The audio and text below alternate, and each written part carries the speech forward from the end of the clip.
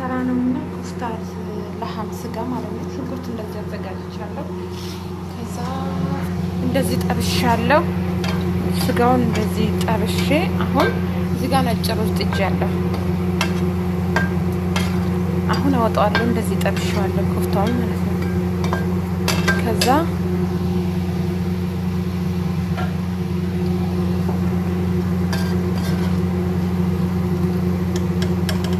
አወጣዋለሁ። እንደዚህ ዘይቱን እቀንስና ሽንኩርቱን እጠብሰዋለሁ እዚህ ላይ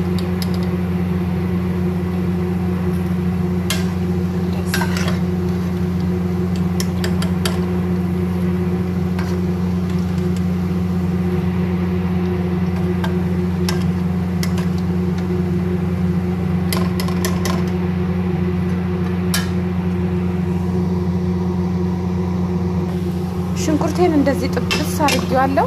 ቲማቲሜን ጨምራለሁ።